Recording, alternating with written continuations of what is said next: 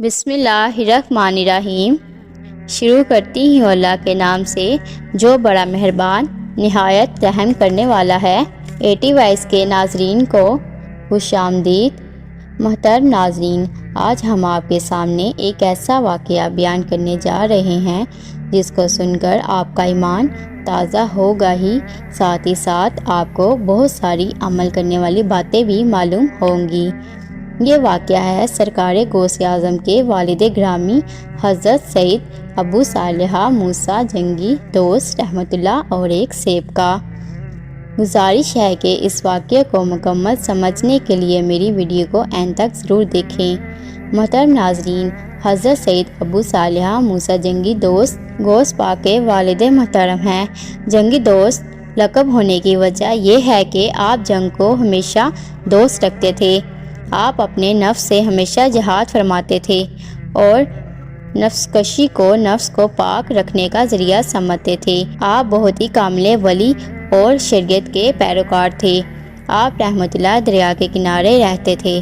آپ ہمیشہ اللہ تعالیٰ کی عبادت میں مشغول رہتے۔ آپ رحمت اللہ نے کبھی پوری زندگی حرام شے نہ کھائی، ہمیشہ حلال کمائی پر ہی گزر بسر کیا۔ آپ رحمت اللہ گاؤں میں مزدور کرنے جاتے اور وہاں سے جو پیسے ملتے انہی سے کھانا خرید کر اپنا گزر بسر کرتے، لیکن کبھی بھی کسی حرام شے کو پسند نہیں کرتے تھے، ہمیشہ حلال ہی کھاتے تھے۔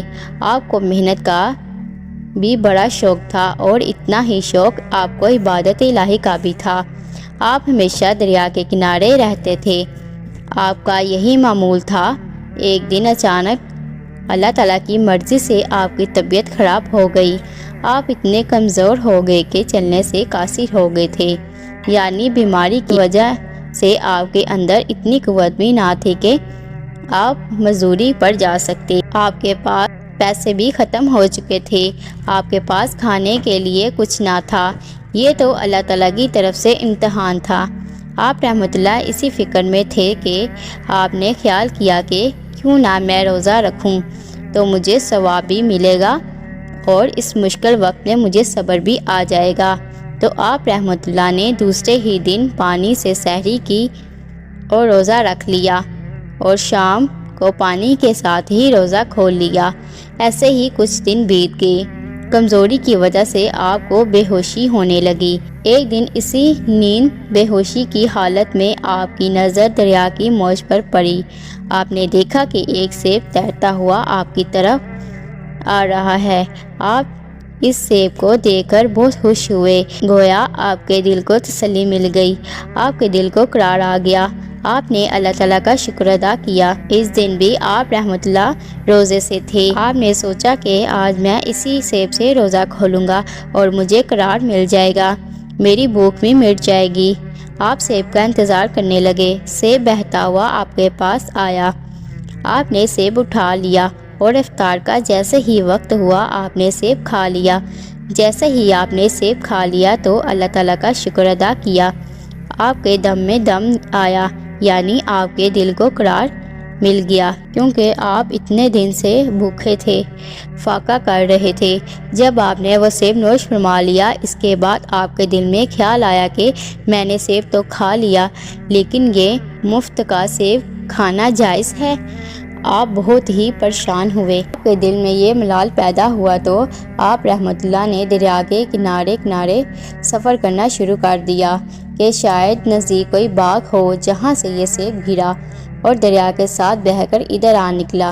روز کے سفر کے بعد آپ رحمت اللہ کو بہت بڑا باغ نظر آیا جس کے بیچ میں ایک عالیشان عمارت بھی تھی۔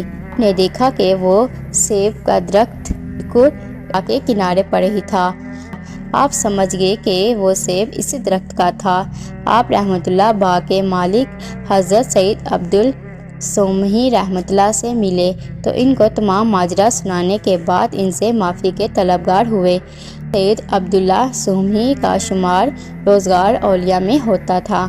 آپ رحمت اللہ نے پہلے ہی نگاہ میں حضرت سید ابو صالح موسیٰ جنگی کو پہچان لیا کہ یہ شخص بندگائے خدا میں سے ہے۔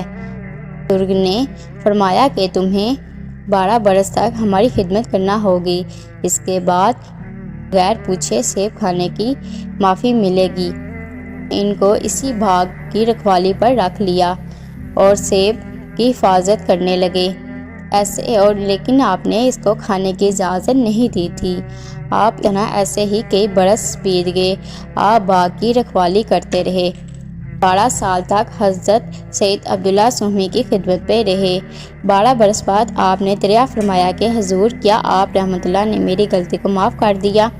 حضرت عبداللہ سومی رحمۃ اللہ نے فرمایا کہ نہیں، ابھی تمہیں میری بیٹی سے شادی کرنا ہوگی، جو آنکھوں سے اندھی ہے، کانوں سے بہری ہے، پاؤں سے لولی لنگڑی ہے۔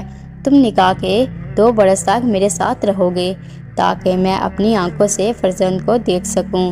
اس کے بعد تمہارا جہاں جی چاہے تم چلے جانا۔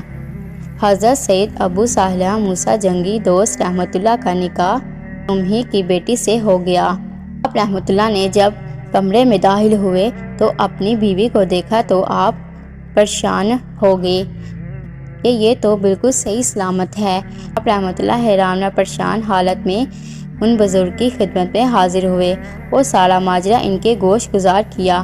بزرگ نے فرمایا کہ میں نے اسی بیٹی سے تمہاری شادی کی ہے، اور وہ اندھی اس لیے ہے کہ اس نے کبھی کسی نامحرم کو نہیں دیکھا، وہ بہری اس لیے ہے کہ اس نے کبھی کسی نامحرم کی آواز نہیں سنی، لولی لنگڑی اس لیے ہے کہ اس کے نہ ہاتھوں نے کبھی کسی نامحرم کو چھوا ہے، نہ اس کے قدم کسی نامحرم کی جانب اٹھے ہیں۔ اللہ تعالیٰ کی بہت ہی نیک بندی ہے اور عبادت گزار ہے۔ تم بہت خوش نصیب ہو کہ تمہیں ایسی دلہن ملی، اور وہ بھی بہت خوش نصیب ہے کہ اسے تمہارے جیسا دولہا ملا۔ اس کے بعد ان بزرگ نے کہا کہ جاؤ، میں تمہیں خوشحال رہنے کی دعا دیتا ہوں، تم دونوں ہمیشہ خوشحال رہو، اللہ تعالیٰ تم دونوں پر اپنی رحمتیں برساتا رہے۔ آپ رحمۃ اللہ اور آپ کی دلہن دونوں خوشی سے ساتھ رہنے لگے۔ اللہ تعالیٰ نے ان نیک جوڑے کو شیخ عبد القادر جیلانی جیسا بیٹا عطا کیا۔